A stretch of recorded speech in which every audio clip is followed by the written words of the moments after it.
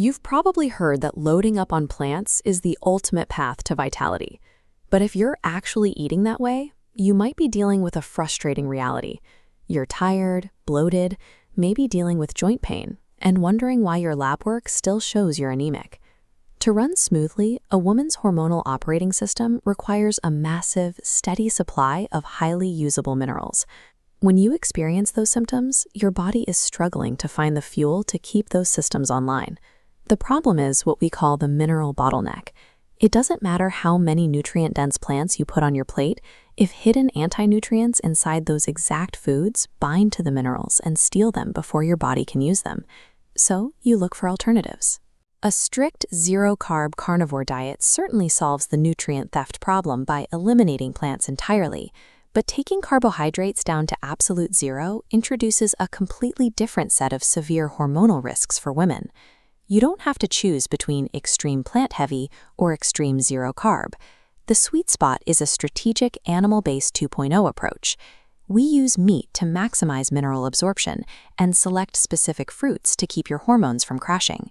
Think of a standard plant-based diet as a high-volume, low-availability system. You eat a massive amount of food, but your cells only gain access to a fraction of the nutrients. Look at this diagram of a cellular membrane. These flowing particles are crucial minerals like magnesium and zinc, but before they can enter your cells, chemicals found in plants like phytic acid and oxalates act as interceptors. Once those spiky anti-nutrients lock onto the minerals, your body can't break the bond. You cannot absorb them. They simply pass straight through your digestive tract and get flushed away. Moving to an animal-based model shifts your body to a low-volume, high-availability system. Meat and organs deliver zinc, iron, and magnesium in their most ready-to-use forms, paired with the exact fats needed to absorb them. Removing these plant-based blockers from the gut allows your body to finally access the mineral building blocks needed for thyroid health and progesterone production. If you are a cycling, premenopausal woman, your physical priorities are maintaining strong iron levels and supporting consistent ovulation. This visualization compares two gut absorption pathways. On the left, plant-based non-heme iron hits a chemical blockade, but on the right, animal-based heme iron, which uses a completely different absorption pathway, enters your system without resistance. That unblocked heme iron, combined with the highly absorbable zinc found in red meat, gives your body the exact resources it needs to support your thyroid and trigger ovulation month after month. But there is a trade-off to dropping vegetables. Plant fiber usually acts as a binder in your gut, sweeping up metabolized estrogen so you can excrete it. Without bulk fiber, you must ensure your liver and gallbladder pick up the slack. Producing optimal bile flow becomes the primary way you keep that estrogen clearance pathway moving out of your body. An animal-based diet is incredibly effective at fixing anemia and regulating your cycle. You just have to actively manage your gut motility and bile flow to prevent recirculating estrogen, which causes cycle bloat and mood swings. For a postmenopausal woman, the daily reality shifts. The primary battles are against bone density loss and joint stiffness. By cutting out seeds, legumes, and grains, you are doing something crucial. You are drastically reducing your intake of plant compounds called oxalates. We can see the oxalate mechanism at work here. Previously, oxalates bound tightly to calcium and magnesium, forming crystals that deposited into joints and caused pain. By removing them, the oxalates are releasing their grip. With the oxalates gone, your body reclaims that magnesium.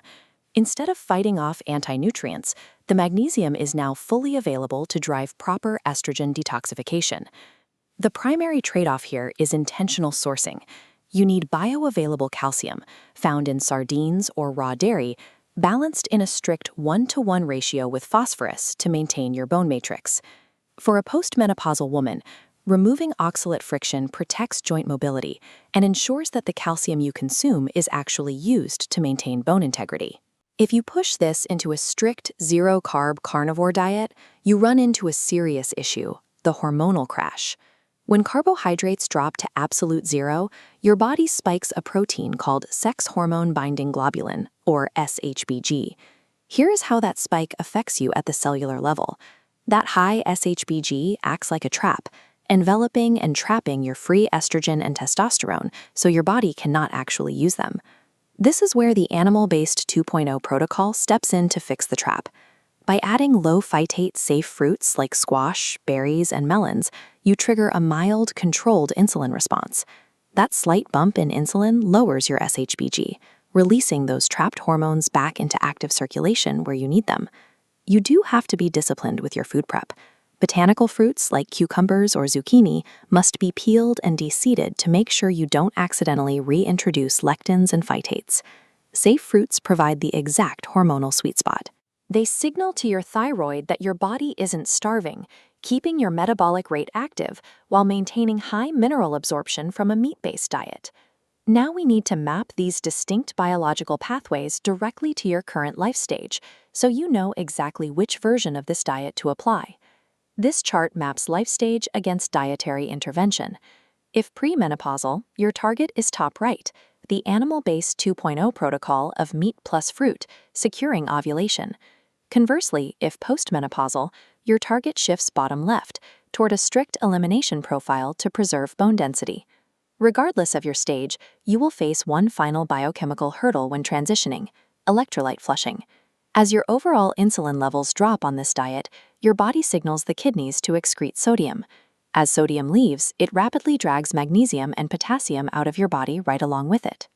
Because of this rapid flush, you have to proactively take heavy electrolyte supplements during the initial phase. You aren't taking them because your absorption is blocked anymore. You need them because your kidney processing is highly accelerated. Stepping away from a plant-heavy diet can feel counterintuitive, but when you respect your biochemistry and intentionally match your food protocol to your exact biological life stage, you give your body the bioavailable fuel it actually needs to thrive.